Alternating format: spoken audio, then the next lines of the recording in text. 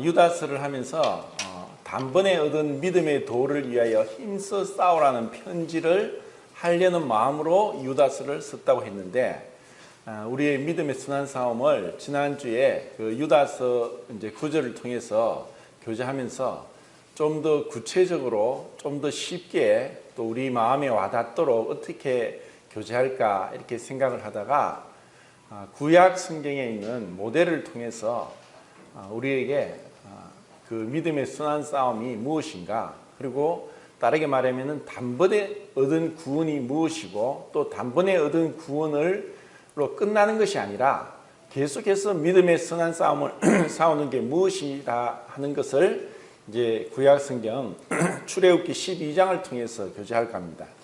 출애굽기 12장은 우리가 잘 알고 있는 복음을 전할 때 유월절, 그 이스라엘의 유월절 그 절기의 첫 번째 절기를 가지고 복음을 전하는데, 여기서 하나님께서 우리 그리스도인들이, 성도들이 어떻게 단번에 이 구원을 얻고 어떻게 그 이후에 어떻게 살아야 되는가를 출애굽기 12장을 통해서 너무나 자세하게 말씀하고 있다는 것입니다. 이 유월절은 우리가 잘 아는 대로 이스라엘 백성이 430년 동안 애굽에서 종살이 하다가 10가지 재앙을 통해서 바로가 그 교만을 끊고 이스라엘 백성을 내보내게 하고, 그리고 이스라엘 백성은 하나님 말씀대로 예배를 드리기 위해서, 제사를 드리기 위해서 그들이 애굽을 나갑니다. 단순히 종살이 하는 게 힘들고 이제 더 이상 종이 아니고 좀 더 풍요로운 삶을 위해서 그들을 애굽에서 구원한 것이 아니라, 그들을 구원하신 목적은 예배 드리기 위한 것입니다. 그 예배는 하나님께 우리가 마땅히 드려야 되는 것입니다. 2주 전에 하나님과 동행하는 삶을 제가 교제할 때도 에녹이 하나님과 하나님과 동행하는 삶이 예배드리는 삶이다. 그래서 경건치 않다는 단어가 아스베이야, 아스베스 해서 예배를 드리지 않는다는 것입니다. 이 세상은 그 참된 삶의 목적을 잃어버렸습니다. 왜냐하면 그들을 창조하신 하나님의 뜻을 모르기 때문입니다. 이스라엘 백성들을 왜 출애굽하도록 하셨는가? 그것은 하나님께서 예배를 받으시기 위해서란 것입니다. 그러면 왜 하나님께서 우리를 구원하셨느냐? 우리가 하나님을 예배하기 위함이라는 것입니다. 이것이 이제 출애굽기 12장에 너무나 자세히 잘 나타나 있습니다. 자, 그러면은 우선 좀 더 멀리서 높은 데서 이 유월절을 한번 살펴보겠습니다. 제가 몇 번 말씀을 드렸는데 또 말씀드리겠습니다. 성경에서 처음에 나오는 유월절이 바로 출애굽기 12장입니다. 그리고 두 번째 유월절은 어디에 나올까요? 1년 뒤, 그러니까 1년 뒤죠. 민수기 9장입니다. 출애굽을 하고 나서 그들이 그 1년 뒤에 광야에 도착해서 민수기 9장에서 첫 유월절을 행합니다. 그리고 세 번째 유월절은 언제 나오느냐? 거의 40년 뒤에 여호수아 5장에 가나안 땅에 들어가서 그들이 유월절 의식을 행합니다. 그러고 나서 그 다음에 유월절 몇 번째입니까? 네 번째 유월절이 언제 나오느냐? 언제 나올까요?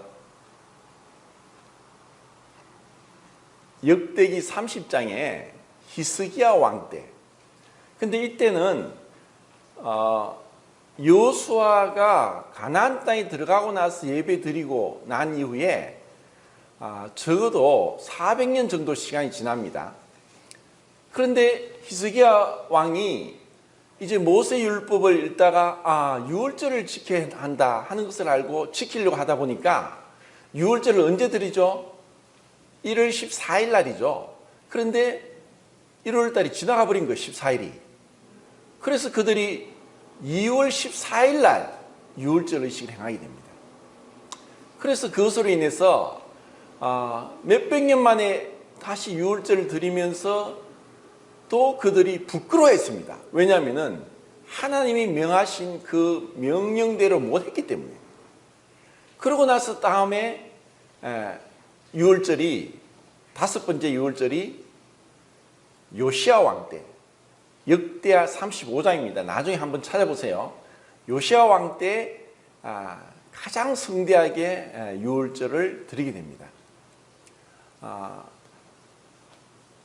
그리고 나서 또 언제 유월절을, 구약 성경에 나오는 마지막 유월절 여섯 번째는 바벨론 포로가 되었다가 70년 만에 귀환해서 에스라서 6장에 보면은 그들이 바벨론 포로 귀환을 해서 유월절을 드리는 게 여섯 번째입니다. 그러고 나서 진정한 유월절은 이제 일곱 번째는 언제입니까? 신약시대에 와서 복음서에서 예수님께서 유월절 어린 양으로 희생이 되시는 겁니다. 자, 성경에서 그 피에 대한 언급이 제일 먼저 나오는 것이 어디냐고 제가 자주 말씀드렸죠. 창세기 4장이죠. 가인이 아벨을 쳐 죽일 때 피가 흘려졌습니다. 그런데 그 앞에 두 번 피의 언급이 나오지 않는데 3장에서 아담과 여자에게 가죽옷을 입힐 때, 그리고 아벨이 제사를 드릴 때, 양의 첫 새끼와 기름을 드릴 때 기름에 대한 언급이 없습니다. 그러고 나서 이 처음으로 언급된 것은 바로 이 가인이 아벨을 죽인 살인죄를 저지른 그때 흘리진 피가 나왔는데, 그 두 번째 나오는 피에 대한 언급이 요셉을 죽이려고 했던 형들이 그 염소의 피를 묻혀서 채색옷, 요셉의 채색옷에 묻혀서 아버지 야곱에게 가져와서 짐승이, 악한 짐승이 이 동생을 물에 죽이는 아닙니다 하면서 나오는 피가 나옵니다. 그래서 이것은 아버지를, 야곱을 속이기 위해서 그 짐승의 피를 묻혔던 것이 두 번째고, 세 번째 나온 피가 출애굽기, 그 앞에는 분명히 첫 번째 재앙이 애굽 하수를 피가 되게 하는 것이죠. 피가 되게 했던 것이 이제 나오고, 그 다음에 나오는 것이 이제 이 출애굽기 12장의 어린 양의 피입니다. 그러면 첫 번째 나왔던 피에 대한 언급하고 이제 출애굽기 12장에 나오는 피와 어떤 차이가 있느냐? 첫 번째 나온 그 가인이 아벨을 죽인 피는 살인죄로 인한 피인데, 출애굽기 12장에 나오는 피는 그 어린 양의 피로 이스라엘 백성을 구원하는 피라는 것입니다. 이것이 놀라운 하나님의 구원의 섭리입니다. 바로 피가 우리의 죄로 인해서 살인죄를 저지른 것인데 그 피로 우리의 죄를 용서한다는 것입니다. 이 얼마나 놀라운 은혜입니까? 그리고 이제 이 유월절은 레위기 23장에 보면은 하나님께서 여호와의 7 절기를 말씀할 때 첫 번째 절기가 유월절입니다. 유월절을 통해서 좀 이따 살펴보겠는데, 첫 번째 달로 너희를 정해라 해서 이제 첫 달이 됩니다. 그래서 14일 날, 10일 날 이 양을 잡아서 이제 4일 동안 관찰합니다. 흠이 있는지 없는지. 그리고 4일 날 저녁에 보통 3시에서 6시 사이에 이 어린 양을 이제 잡게 되죠. 그러고 나서 그 피를 문 인방과 좌우설주에 바르는 것입니다. 그럼 그것이 우리가 알고 있는 유월절, 어떤 우리의 구원에 대한 어떤 예표로서, 그림자로서, 모형으로서 그것이 다가 아니라 이 유월절 의식은 더 자세하게 말씀하고 있다는 것을 오늘 이제 말씀을 드리겠습니다. 그래서 유월절이 끝나고 나면은 그 다음부터 바로 또 절기가 시작되는데 그것이 무교절입니다. 무교절이 무엇을 의미하는가? 우리가 이 유월절은 곧 무교절과 그 다음 16일인 초실절과 연결됩니다.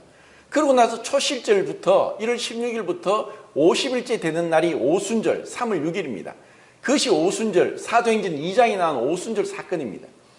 그러고 나서 4개월 동안 공백이 있고 7월 1일 날이 나팔절입니다. 그 나팔절을 통해서 이제 하나님께서 궁극적으로 그들에게 놀라운 이 6월절부터 시작해서 하나님께서 이스라엘 백성을 향한 뜻이 점점 더 분명하게 이제 점진적으로 나타나고 있는데, 나팔절 다음에 7월 10일이 대속죄일입니다. 그때 모든 이스라엘 백성의 죄가 어떻게 용서받는가 하는 것이 레위기 16장에 나옵니다. 그러고 나서 7월 15일부터 21일, 그 다음 22일까지 열흘 동안 나오는 절기가 마지막 절기로 초막절, 장막절, 수장절이라고 하는 마지막 절기입니다. 그때 놀랍게 하나님은 이스라엘에게 자유를 공포하라, 데로르라고 하는 자유를 공포하는 것을 얘기합니다. 자, 이것은 시간이 되면은 이 7절기를 통해서 인류의 역사의 그 파노라마를 한번 또 자세하게 말씀을 드릴 기회가 있을 것 같습니다. 그러면 이 6월절은 많이 들었는데 제가 조금 알아듣기 쉽게 말씀드리겠습니다.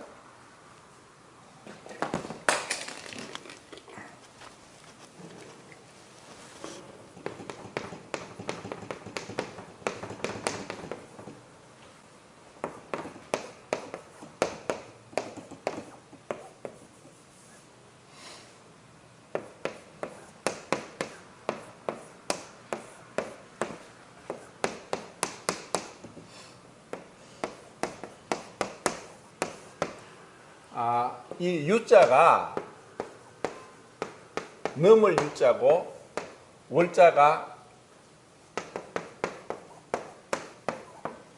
건너갈 유자입니다. 자, 한자로 되어 있어서 뭐 6월주 하니까 뭐 5월달 다음에 나올 6월인 줄 알고 생각하는데 이거는 5월달 다음 6월이 아닙니다.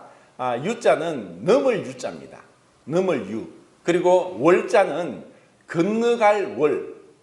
그래서 조금 더 이제 뭐 젊은 우리 청년들은 영어로 하면 pass over 해서 넘어가다라고 하는데, 이것은 이제 히브리어로 보면은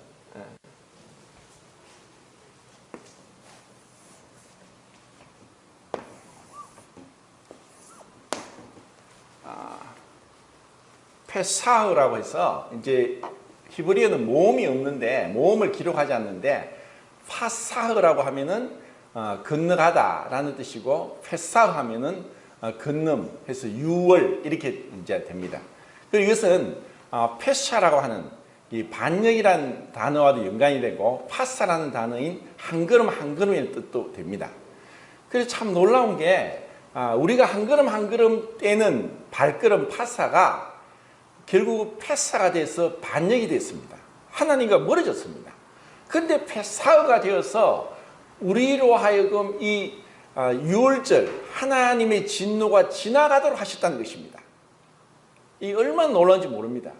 그래서 이제 헬라어로는 이제 이걸 그대로 음력해서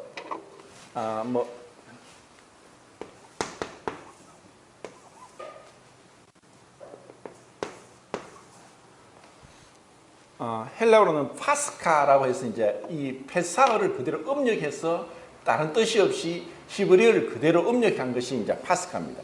그래서 가톨릭에 다니는 사람은 파스카라고 말하는 게 바로 6월절을 얘기합니다. 그럼 이 6월절을 우리가 그 출애굽기 12장에서 좀 더 자세하게 한 절 한 절 살피면서 하나님께서 이스라엘 백성들이 첫 번째 달이 되게 했던, 절기의 첫 번째 달이 되게 하는 이 의미, 그리고 430년 동안 애굽에서 종살이 하던 이스라엘 백성을 구원하시고 그들을 어떻게 인도하셨는가 하는 것이 우리에게 중요한 그 신앙의 믿음의 선한 싸움을 싸우는데 우리에게 교훈이 된다는 것입니다. 자, 12장 1절부터 보겠습니다. 자, 1절 읽겠습니다. 1절 시작.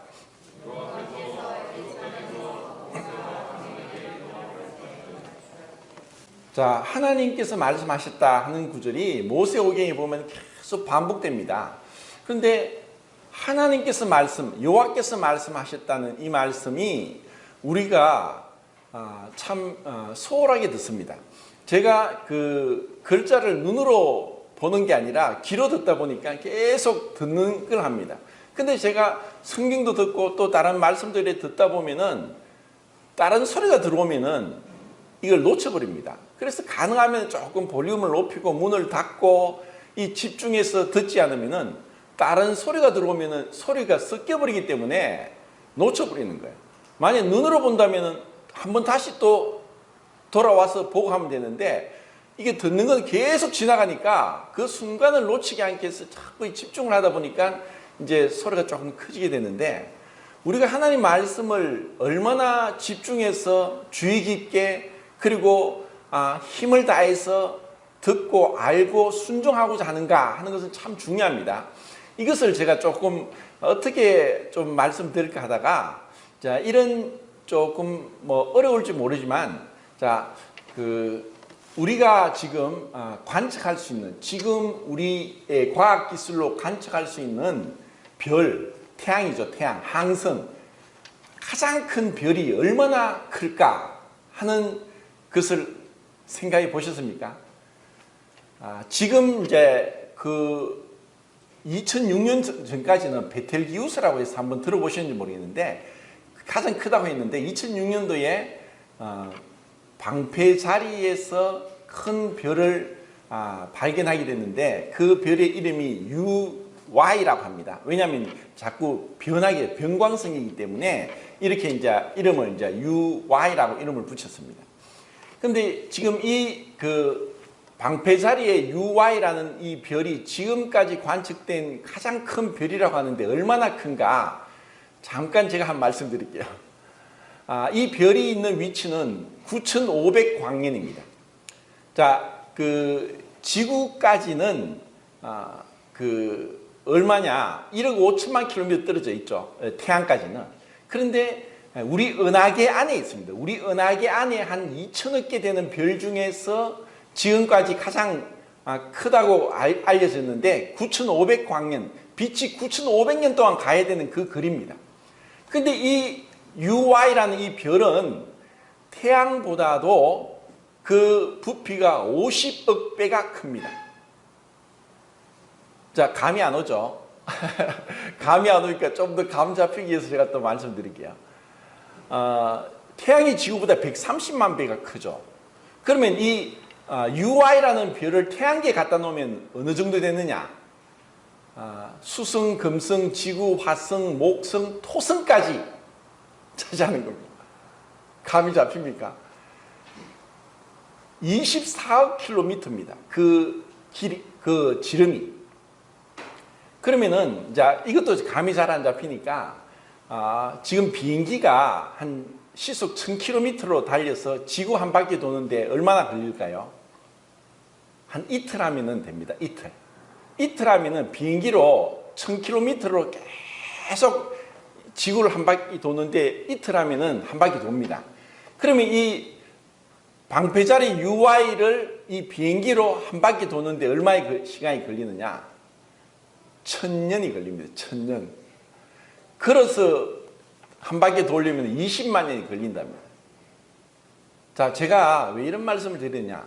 만약 태양을 배구공이라고 크기라고 축소를 하면은 이 방패자리 UY는 에베레스트 산보다 1.5배가 높은 13,000m가 됩니다. 그런데 이것은 이 우리 은하계에 있는 2천억 개 정도 되는 별 중에 하나에 불과합니다. 그럼 이런 은하계가 우리 은하계가 지름이 10만 광년이고 중심에서 2.7만 광년 떨어져서 태양계가 있는데 이 은하계 말고 또 다른 은하들이 또 한 1,000억 개 이상이 된다고 얘기를 합니다. 제가 왜 말씀을 드리느냐? 하나님의 말씀을 우리가 얼마나 우습게 여기고 얼마나 하찮게 또 쉽게 불순종하고 그냥 잊어버리느냐? 이 하나님이 어떠한 하나님이냐?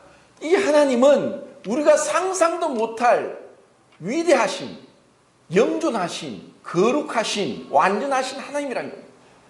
근데 그 말씀에 대해서 우리가 너무나 소홀히 듣는 거예요.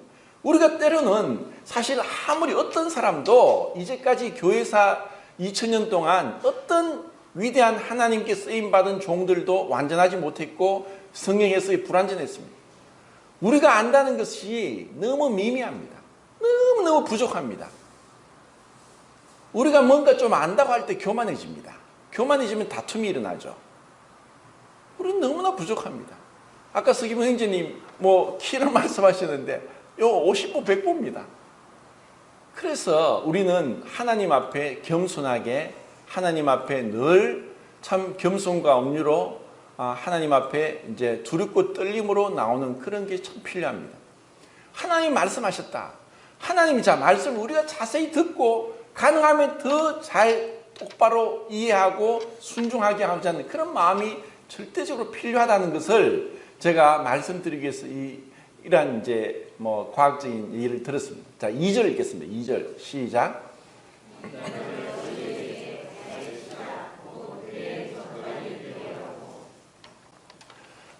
우리에게 시간이란 것은 사실 빨리 지나갑니다. 하루가 빨리 가고 일주일이 빨리 가고 그리고 한 달이 빨리 갑니다. 그리고 1년도 빨리 갑니다.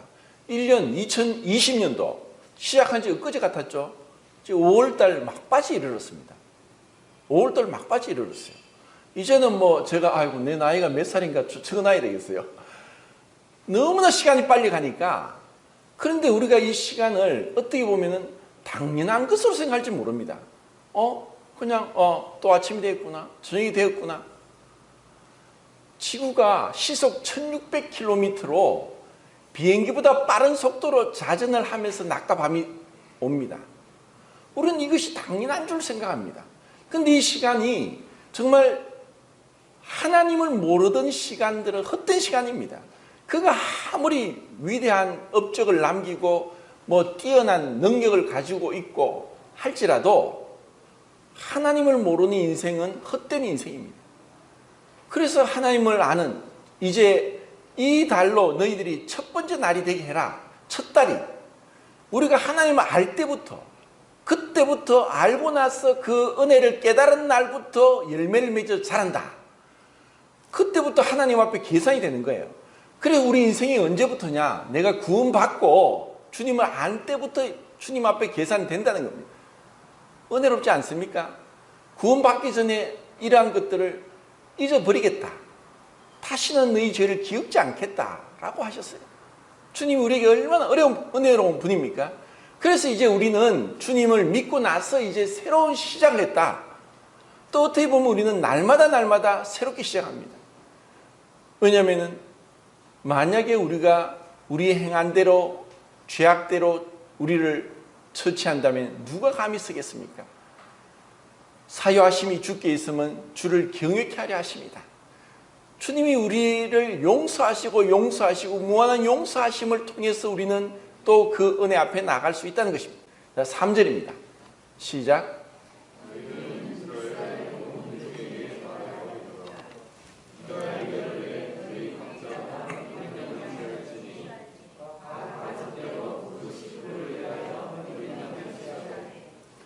자, 여기서 나오는 회중이라는 단어가 성경에서 제일 처음 나옵니다.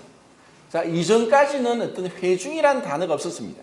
그래서 이것이 모세오경에서 신명기까지 거의 100번 이상 나옵니다. 자, 그러면 왜 하나님께서 이 회중이라는 단어를 쓰셨느냐? 이것 다르게 번역하면 민족이 될 수 있고 국가가 될 수 있고 가족이 될 수 있고 모임이 될 수 있습니다. 자, 하나님의 놀라운 구원의 계획은 부름은 우리 개인적으로 각자 하나님께서 부르셨지만 그것이 그냥 각자 1인으로 끝나는 것이 아니라 한 회중, 한 모임, 한 가족, 한 민족, 한 국가가 되기 위한 것입니다. 그래서 우리는 그리스도인을 성도라고 하죠. 성도가 도자가 무슨 자입니까? 물이 도자입니다. 거룩한 물이. 이제 우리는 내 혼자가 아니다. 회중이다. 한 가족 안에. 그래서 이 회중을 향해서 하나님께서 새로운 출발, 그리고 내 하나가 아니라 한 가족, 정말 가족이 무엇인지를 보게 하는 것이고 이 가족을 위해서 어린 양을 준비해라. 흠없고 젖는 어린 양을 준비하라. 라고 말씀하고 있다는 것입니다. 우리에게 이제 이 부분은 또 계속 말씀드리겠습니다. 그 다음 절 읽겠습니다. 시작.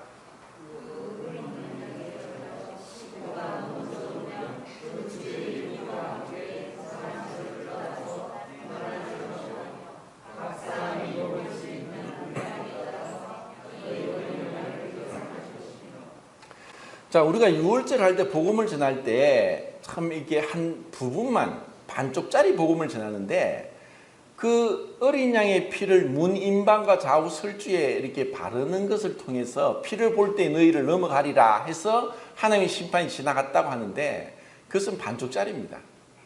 자, 여기서 뭘 말하냐면은 자, 이런 유월절을 통해서 하나님이 정말 우리에게 가르쳐 주고자 하시는 것은 어린 양이나 염소를 잡아서 1년 된 허물고 좁은 그 양이나 염소를 잡아서 한 식구 가족이 먹을 수 있도록 하라는 것입니다.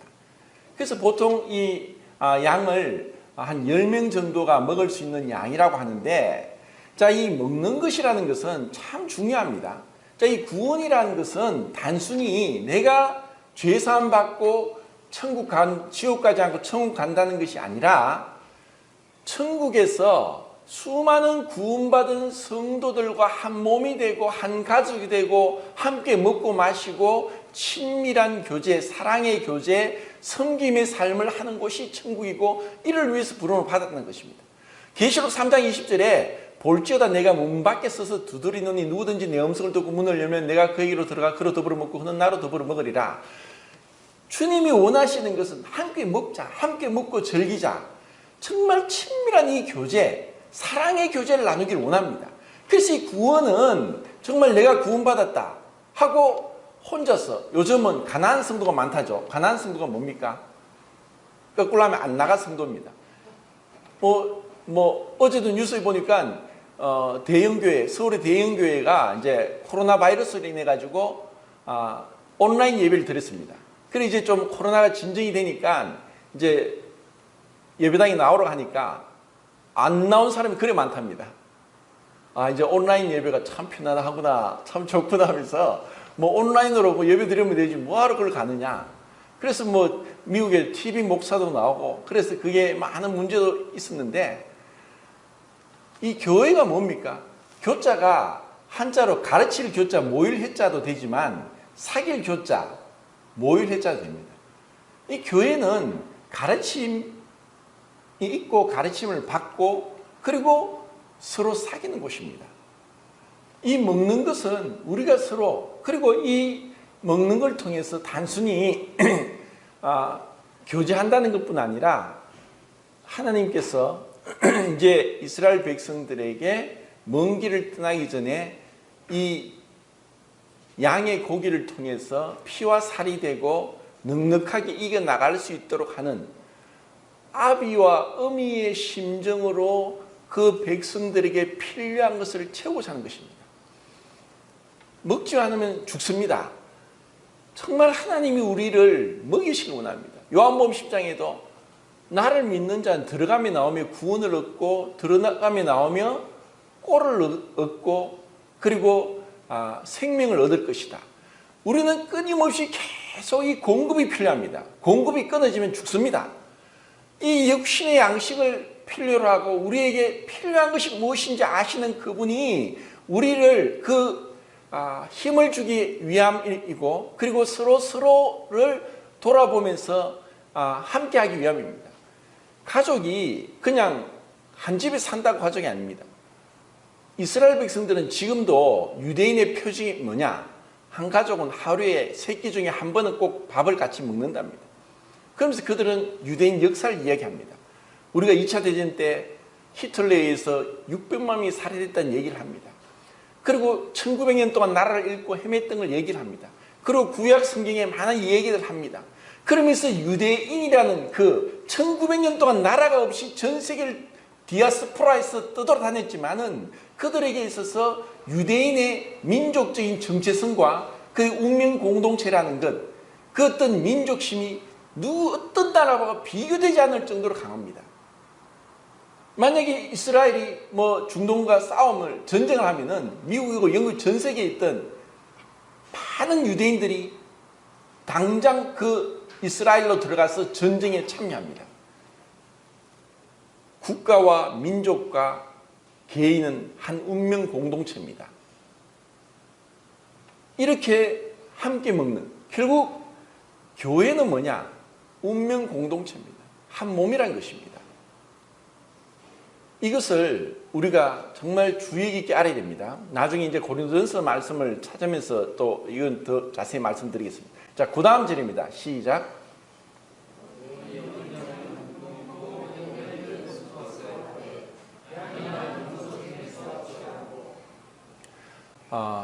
양이나 염소는 속죄 제물이요 또 번제 제물입니다. 예수님을 보고 세례요한이 뭐라고 했습니까? 보라, 세상 죄를 지고 가는 하나님의 어린 양이로다. 우리에게 있어서는 절대적으로 대속 제물, 속죄 제물이 필요합니다. 왜냐? 우리 스스로는 절대로 우리 죄로부터 벗어날 수 없습니다. 우리는 이 죄라는 이 어마무시한 이 괴물 같은 존재를 어떤 사람도 벗어보지 못합니다. 그래서 우리에겐 대속 제물, 흠없는, 죄 없는, 그래서 우리 인간에게서는 절대로 불가능합니다. 우리 인간이 안 되기 때문에 예수님께서 세상 죄를 지고 온 하나님의 어린 양으로 육신을 입으셔야 했던 것입니다. 유일한 길입니다. 그 구원의 길은 유일한 길이지 또 다른 길이 있었던 것이 절대로 아닙니다. 이것은 천사들은 감히 상상도 못합니다. 이 우주를 창조하신 그 하나님이 어떻게 저렇게 나약한 피조물인 인간, 흙으로 만든 인간이 될까? 그들은 이해할 못할 이유. 근데 예수님이 왜 그렇게 하셨느냐? 바로 사랑 때문에 나 같은 자를 구원하시기 위해서 주님이 그 모든 동물 중에 가장 어리석고 미련하고 바보 같은 동물이 뭐냐? 양입니다. 왜냐? 동물에게 있어서 털은 자존심입니다. 근데 이 양이 털을 깎는데도 에 하고 반항 한번 못해요. 이렇게 미련하고 온순하고 바보 같은 동물이에요. 주님이 죄가 없으신 분인데 우리 대신 그 죄를 짊어지시고 담담히 그 십자가를 지셨습니다. 자, 그 다음 절입니다. 시작.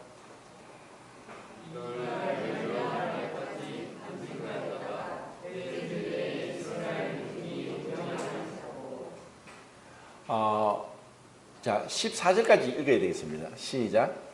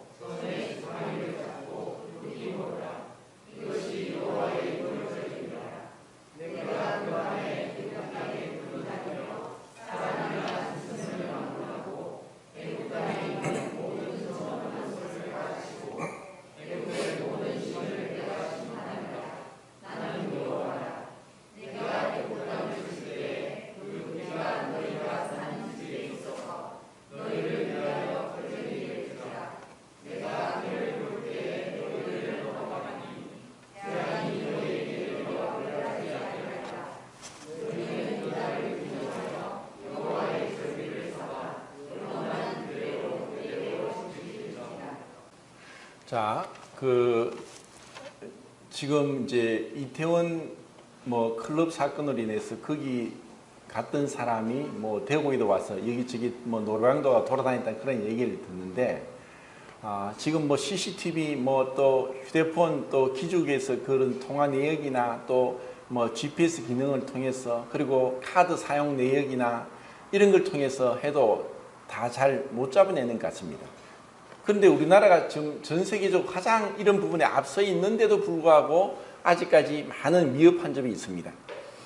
자, 하나님께서 애굽에 천사를 보내서 그 집에 첫 아들, 그리고 종의 첫 번째 아들, 그리고 가축의 처음 난 새끼, 이거를 완벽하게 천사가 모든 걸 꿰뚫고 있고 정확하게 그 장자만, 가축의 첫 새끼만 죽였습니다.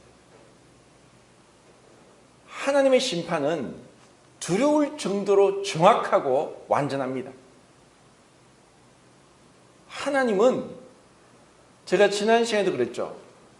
그 숨겨진 것이 드러나지 않을 것이 없고 감추어진 것이 나타나지 않을 것이 없다. 인간들은 죄를 범하고 나서 계속 가립니다. 계속 무화과 잎을 가지고 가리고 거짓말하고 안 그런 척하고 내숭 떨고 모르면서 아는 척, 없으면서 있는 척, 또 안 했으면서 했는 척, 얼마나 많이 가립니까? 우리가 만약에 내 마음에 있는 걸 다 말하면 지금 아무도 옆에 없을 겁니다. 이렇게 계속 숨기고 하지만 하나님은 알고 계십니다. 누가 어떤 자인지 우리 태어날 때부터 지금까지 모든 걸 알고 있고 부모와 또 조부모와 증조, 고조부 다 모든 걸 꿰뚫고 알고 계십니다. 그래서 하나님의 심판은 두렵다는 것입니다. 근데 그 하나님의 심판은 결국 이 애굽, 이 세상을 상징하는 이 세상을 향해서 심판이 있을 것인데 하나의 맛보기로 보여줍니다. 하나님은 당장에 다 죽여도 우리는 유구무원이고 할 말이 없습니다. 그런데 장자만 죽이면서 하나님이 심판주가 되신다. 그리고 하나님이 이 죄를 극도로 혐오하시고 하나님의 영광을 해방하는 것에 대해서 하나님의 진노가 나타난다 하는 것을 보여주는 겁니다. 그래서 정말 그 앞에 두렵고 떨리면서 하나님을 믿으라고 합니다. 그런데도 이 바로 왕은 강팍한 마음을 나중에 또 마음을 돌이켜서 이스라엘 백성을 애굽을 출애굽한 이스라엘 백성을 홍해 앞까지 쫓아갑니다.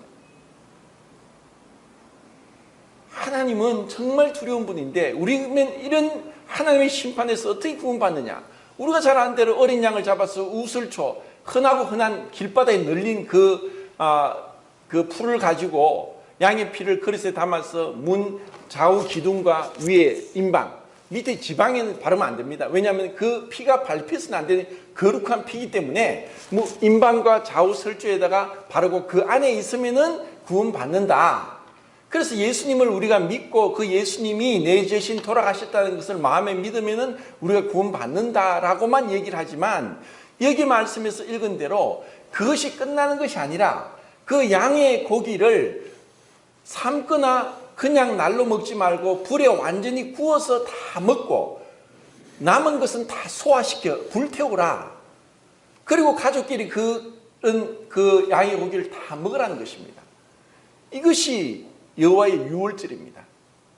결국 우리가 그 양의 피를 문임방과 좌우 설주에 바르는 것은 예수님의 피로 내 죄가 용서받았다는 것을 우리가 믿음으로 구원받는 것인데 그것에 끝나는 것이 아니라 이후에 양의 고기를 먹는다는 것은 바로 그리스도의 완전한 죽음, 그 죽음 안에 내가 함께 죽었다는 것입니다. 내가 그리스도와 함께 죽었다. 내가 이제 끝났다. 그리고 내가 예수님의 부활과 함께 참여했다. 내가 이제 새 생명 가운데 거한다. 그리고 주님의 완전한 죽음으로 이제 어떠한 저주도 없다. 내가 이제 그분을 먹어서 내 몸에 피와 살이 되듯이 이제 그분의 말씀으로 살아가고 말씀 가운데 살아간다. 그리고 그것을 썬 나물과 함께 무교병과 함께 먹으라고 했습니다. 썬 나물은 뭐냐? 나물이 원래 씁니다. 근데 썬 것은 그 애굽에서 종살이 하던 그 비참한 그 노예살이 하던 그 슬픔을 상징하기도 하고 그 예수님의 그 십자가의 고난의 그 고통을 얘기하기도 합니다. 그리고 그 쓴나물을 먹어라. 우리가 이 땅에서 그냥 쾌락을 즐기고 잘 먹고 잘 살고 세상 사람처럼 하고 싶은 거 하고 뭐 선전에 보니까 나는 갖고 싶은 거 갖는다. 나는 하고 싶은 거 한다. 나는 먹고 싶은 거 먹는다. 그런 선전도 있더라고요. 그래, 마음대로 해라. 그런데 우리가 이 땅에 사는 것은 우리가 이 땅에 왜 사느냐? 그 주님의 고난이 그냥 한 번 일주일날 예배될 때 생각하는 걸 끝나는 게 아니라 이 땅에 사는 동안, 이 죄가 있는 동안은 이 쓴나물을 먹어야 되고, 무교병, 누룩이 없는, 효모가 없는 그 빵을 먹어라. 누룩은 죄를 상징합니다. 그 죄가 없는, 누룩이 없는 그것으로 끝나는 것이 아니라 이 무교병을 먹는 것을 일주일 동안, 1월 14일부터 21일까지 일주일 동안 먹으라는 것은 우리가 죄로부터 구원받았기 때문에 이 죄로부터, 죄의 권세로부터 어떻게 자유함을 얻고 믿음으로 승리하고 그리고 주님을 기쁘시게 하기 위해 살아가는가.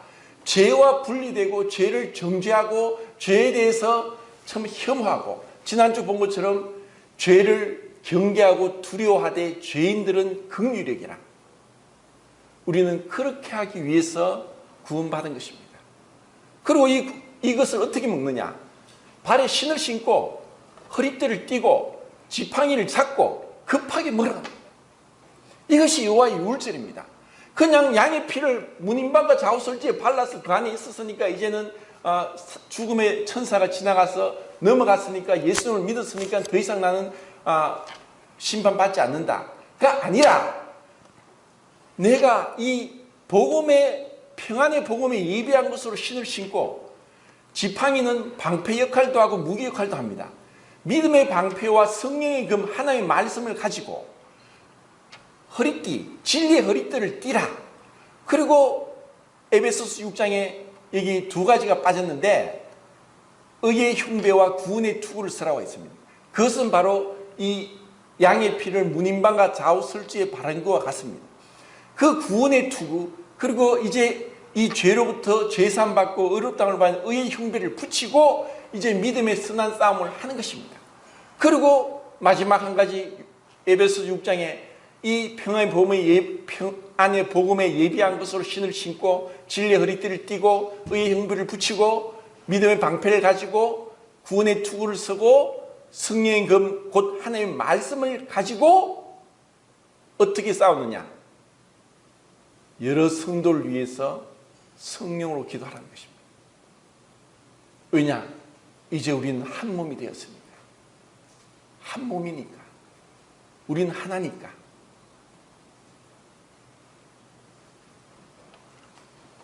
우리를 죄로 인해서 각자 오직 내 자신의 이익과 내 자신의 쾌락과 나의 야망을 위해 살아가던 인생이 이제 하나가 됐습니다. 우리는 서로 다 다릅니다. 다 이해도 못합니다. 그래서 우리에게 서로 사랑하라. 왜냐? 내 몸이니까. 내가 내 몸을 사랑하지 않고 자해하면 정신병원 가야 되죠. 내 몸입니다. 내 형제 자매, 내 가족입니다. 나이 드신 분은 내 부모님이고, 나이 많은 분은 내 형님이고 누나입니다. 언니입니다. 내보다 어리면 동생이죠. 우리에게 정말 주님이 한 몸 되게 하신 이것으로 서로 돌아보는 거예요. 그리고 26절, 27절 읽겠습니다. 26절, 27절. 시작.